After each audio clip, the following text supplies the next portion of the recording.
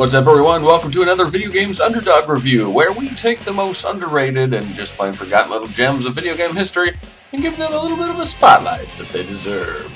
What game do you think of when I say Duke Nukem? Is it his old school 2D DOS platforming / shooters? The third-person shooter / Lara Croft ripoff games of the N64 and PS1 era? The ever-so-awesome FPS revolutionizing Duke Nukem 3D? Or the misfortunately named Duke Nukem Forever that many people feel killed off the cult of Duke Nukem Forever? Even though I don't think so, and it wasn't quite as bad as many people make it out to be.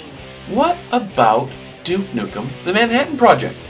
No? Not to be confused with TMNT the Manhattan Project on the NES, however that would be a cool crossover game if you think about it.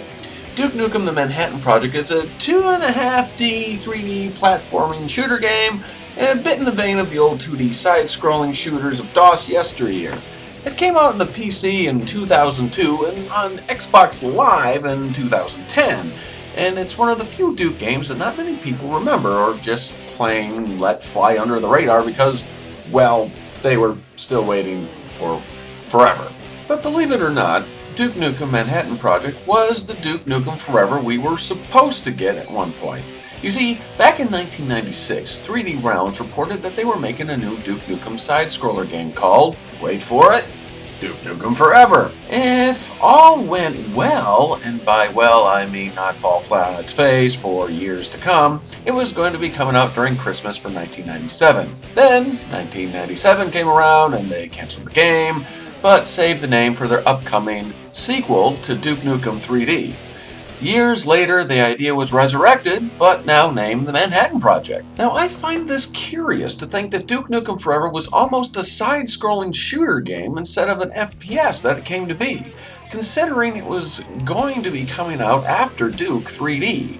I, for one, like the idea of 3D Realms taking the game back to its roots instead of another FPS, but I suppose at the time they still didn't realize just how big Duke 3D was going to become, and when they did, the idea of going back to a 2D side-scroller may have sounded like suicide. However, looking back now, I bet they may have made a different choice. While we may never know how the original Duke Nukem Forever side-scroller would have turned out, we do know how its reincarnation did with Duke Nukem Manhattan Project, and it turned out, well, like a normal side-scroller shooter would. And that's not really a bad thing, considering it was a budget game even when it first came out. Each level plays out very similarly, only with different backdrops, level layout, and enemies, and occasional boss fights. You run through levels shooting bad guys, collecting power-ups, keys, and guns, all while trying to find and save a babe strapped to a bomb so you can exit the level. Your standard shooter game stuff for the most part, only with a Duke Nukem flavoring mixed in. In fact, it's probably what keeps the shooter from dropping off the gaming planet completely. If you put any other generic protagonist in the game, you'd still be fun, but not really memorable. It's the Duke charm, wit, and bad dude attitude that keeps you playing, and it puts you in the mood to kick all sorts of alien butt. And of course, getting all the girls when you win at the end of the day. And while this is a budget title, and you get more than what you pay for a fun Duke Nukem action game, I do have a few nitpicks to address. One is the bosses. I was not a fan of them. They're not overly fun to fight, and even a few of them seem like ordinary enemies, only with a lot more health. The next is having to find and disarm the bomb before being able to leave a level. This is fine for most of the time because they usually put the bomb somewhere along your path, but in one maze-like sewer level in particular, it felt like an extra chore that I just didn't want to deal with.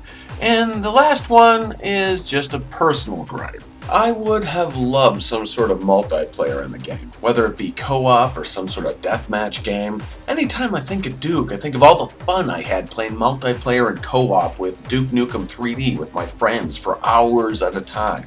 I think it would have been nice to have added it here, but then again, it's just a personal feeling, and definitely not a game breaker, that's for sure. So why don't we remember this game as fondly as other Duke titles out there? Like I said before, I think a lot of it had to do with Duke Nukem Forever, and this wasn't Duke Nukem Forever, and that's what people wanted. Not some platforming shooter, If they wanted that, they'd just go back and play the original Duke 1 and 2. And to be honest, while it is a fun game, I wouldn't put this game above the first two side-scrolling Duke games. They were classics in every sense of the word. And maybe that's why Duke Nukem Manhattan Project got shoved under the rug. While it was a throwback to the original Duke games, it still wasn't like them enough. And it wasn't the Duke game people were still waiting for at the time. Duke Nukem Forever. The good news is, you can shake that rug and still get this underrated Duke gem today by heading over to GOG.com or Steam and grabbing it for around $6. While it's not as long as some of the other Duke games out there, Duke Nukem Manhattan Project is still a great buy and a great time if you're a fan of a side-scroller or a shooting game. While we may never know what the original side-scroller Duke Nukem Forever would have been like, this game gives us at least a little taste of what might have been. Just remember, this is Duke Nukem we're talking about, so be ready for the typical crude humor and bad pickup lines, but then again, when it comes to Duke, I don't think we'd have it any other way. Thanks for watching, everyone. Till next time, game fans, keep playing.